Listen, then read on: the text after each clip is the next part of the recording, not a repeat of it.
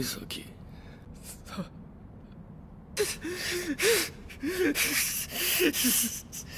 یو گایز، امیدوارم که حال همگیتون خوب باشه. من یاسین هستم و خوش آمدید به یه ویدیوی دیگه با موتو کامی. خب بچه ها، کسایی که گیمو نمیشناسن که یه آدم سگ به تمام معناست. ما تو این قسمت دیدیم که همون اولش یه فلشبک در مورد گذشته نوبارا هم بازم درست کرده. یعنی قسمت قبلیش که 18 دقیقه فلشبک بود براش کافی نبود که دل ما رو بشکنه. الان همون قسمت 20 هم همون اولش یه فلشبک هم برامون درست کرده. دوست داره بیشتر زجر بکشین، دوست داره بیشتر بشکنی. خب دیگه، از یه آدمی که اصلا معلوم نیست جنسیتش چه انتظاری داری؟ قسمت 20 رو با یه فلشبک در مورد نوبارا و دوستاش شروع میکنیم که اینجا نوبارا پیراهن گوجوی 25000 ینی رو بگاه میده و خب سعی میکنیم که گردن نگیره، ولی خب آخرش باید گردن بگیره، تقصیر خودشه. که خب نوبارا میگه من 90000 میدم، هر دوتاتون هم یه 80000 بدین، پولش رو جمع کنیم یه پیراهن جدید برای اون گوجا بگیریم. که خب اینجا استاد گوجو وارد میشود و اینجا ایتادوری میبینیم که هنوز تو شوکه، مثل اینکه گریه هم اصلا نمیتونه بکنه. چرا؟ چون که این وقتی که این همه اتفاقات براش میفته، خب نمیدونم مرگ نانامی، قتل عام سوکانا، الان مرگ هم دوستش نوبارا، خب همه اینا یه جا جمع میشن، مغزش نمیدونه چه واکنشی باید بده. اصلا وقت گریه کردن هم نداره. مایتو بهش حمله میکنه. خب این منطقیه، بالاخره این میدون جنگه. مایتو اینجا میگه من به یه قدرت جدیدی پی بردم، فکر کنم اما رد سیاهه. مایتو به ایتادوری میگه اینجا میدون جنگه و ما داریم سر عدالت هر کدوممون میجنگیم، داریم جون میدیم، همونطوری که شما دارین این کارو انجام میدیم ما هم داریم انجام میدیم. هی ایتادوریوجی، من تو خیلی شبیه همین. تو تا حالا تعداد نفرینایی که کشتی و شمردی؟ خب دیگه منم بدون اینکه به تعدادشون توجه کنم منم دارم آدم میکشم. تو الان هم بعد از اینکه کشتمت خیلی زود قراره فراموشت کنم. من با این حرفش تا یه حدودی موافقت میکنم که خب هر کدومشون سر عدالتی که خودشون دارن تعیین میکنن دارن میجنگن. یهو ایتادوری قیبش شد، اصلا معلوم نیست چی شده. من اینجا تنها فکری که بهش فکر کردم سوکانا دوباره اومد. بعدش گفتم سوکانا همین چند قسمت پیش ظاهر شده، فکر نکنم دوباره بیارنش. یعنی گگه همچین آدم کریمی نیست. که خب مثل این که تودو وارد میشه. تودو رو با من خیلی دوست دارم. مثل این که تودو طبقه زیرین که همون آخره رفته ولی کسی رو پیدا نکرده، گوجو رو پیدا نکرده. خب ولی اینجا حالی تودو رو حس کرده، به خاطر همین هدفشون رو عوض کردن. تو اصلا عظمتشو ببین چطوری وارد میشه.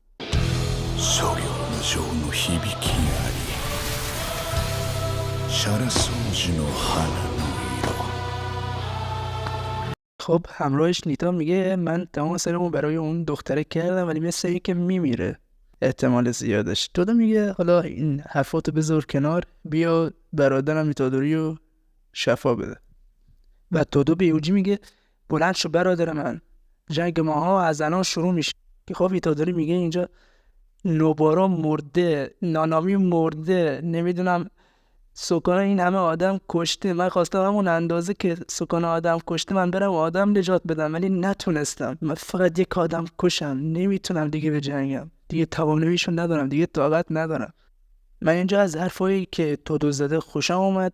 میگه من جادوگرم، تو جادوگری، نوبارا جادوگره و استاد نانامی هم جادوگره و تمام یارانی که تا الان کشته شدن اونا هم جادوگرن. درسته که مردن ولی تا وقتی که ما زنده هستیم اونا هنوز شکست نخوردن. ماها از وقتی که جادوگر شدیم دیگه زندگیمون دست خودمون نیست. وقتی اونا مردن چه چیزایی به تو سپردن؟ به جای اینکه دلت غم بگیره به فکر اونا باش. بعدش تودو میره با مایتو بجنگه. نیتا اینجا در حالی که داره ایتادوری رو درمان میکنه خب میگه من همون کاری که دارم الان برات انجام میدم برای این دختر هم انجام میدم. اونم قلبش یعنی نمیزنه، نفس هم نمیکشه ولی بازم احتمال زنده موندنش هست، یعنی صفر نیست. الان هم که قیافش رو میبینیم که یک کم جون و امید گرفته. در حالی که تودو داره با مایتو میجنگه اینجا ایتادوری ظاهر میشه و از اون رد سیاهش استفاده میکنه. که خب کسایی که نمیدونن مثل این که این رد سیاه کنترلش رو از نانامی یاد گرفته بود. و بعدش وارد این صحنه میشیم. میدونم شاید خیلی خوششون نیاد چون دقیقاً این صحنه وسط مبارزه مایتو و ایتادوری و تودو پیش میاد که خب میدونم درک میکنم کلا قسمت کلا 23 دقیقه است، اکثرش فلش بک، نمیدونم چی، بعد آخرش هر هفته هم یه بار پخش میشه. حتی که قسمت هم شروع کنی معلوم نیست اصلا کی شروع شده کی تموم شده. ولی من به شخصه از این صحنه خیلی خوشم اومد. میکامورو اینجا به میگه احتمال اینی که تو موفق بشه 99% و اگه نیتا هم باشه نمیمیره، بازم همون درصده. ولی شما هر کدومتون اگه برین میمیرین. خب به خاطر همین شما رو درگیر یه سری اتفاقاتی، حالا از جمله حالا همون خیانت کردنشون، نمیدونم مرگش رو اینا کرده، خب که اونا نرن شیبویا. یعنی در اصل این کار باید برای محافظت از دوستاش انجام داده، چون میدونست قراره چه اتفاقاتی تو شیبویا بیفته. این صحنه رو به خاطر احساسات و دل و غمی که داره دوست داشتم. 幸せになってくれ。どんな形であれ、お前が幸せなら俺の願いは叶ったも同然だ。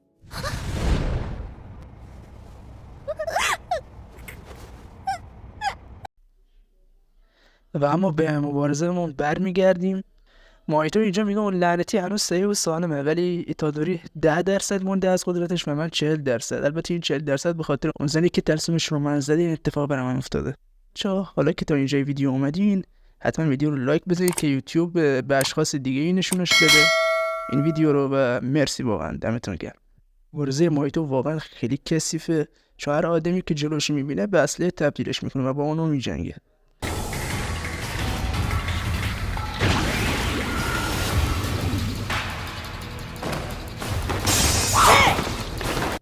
که واقعا کار خیلی کثیفیه. و اینجا مثل این که ایتادوری و تودو یه نقشی میکشن، ایتادوری یه سنگی رو پرت میکنه و تودو جاشو با اون سنگ عوض میکنه و رد سیاه میزنه که خب طبق معمول هیچ تأثیر رو مایتو اصلا نمیذاره. و خواننده این وسط میاد میگه قراره از این به بعد از این لحظه هر ستاشون از 100% قدرتشون استفاده کنن. بعدش مایتو به هر دو حمله میکنه، توی آسمون پرتشون میکنه. و اینجا مایتو به ایتادوری میگه این دیگه آخرین جنگمونه و بیاد تا آخرین قطره خون همدیگه رو نفرین کنیم. خب بچه‌ها کم کم داریم به پایان این فصل نزدیک میشیم. نهایتش فکر کنم تا قسمت 24 یا قسمت 23 شاید پایان باشه. و فکر میکنید قسمت 23 قراره چه اتفاقی بیفته؟ یا واقعا یعنی این دیگه آخرین مبارزه بین مایتو و ایتادوریه، یا واقعا وقتی که مثلا ایتادوری نزدیکه که مایتو رو ببره شاید مایتو هم فرار کنه؟ احتمال هم همینه. ولی مایتو گفتش که این آخرین جنگمونه، پس احتمال داره که واقعا آخرین جنگه. خب بچه‌ها اینم از پایان بررسی قسمت 20. امیدوارم که از این ویدیو خوشتون اومده باشه. از ویدیوهایی که سمت راست الان میبینید ظاهر شدن حتما به اونا سر بزنید، مخصوصا اون ویدیوی بالایی که زده اتفاقات خنده‌داری که به خاطر این برای من افتاده حتما ببینید، چون واقعا شاخ در میارید. این ویدیوی پایینش هم در اطلاعاتی در مورد فصل 4 که اونم ببینید، واقعا اطلاعات مهمیه. و حتما به کانالم سر بزنید. یاپ، شما رو تا ویدیوی بعدی میبینم و پینن. سایونارا.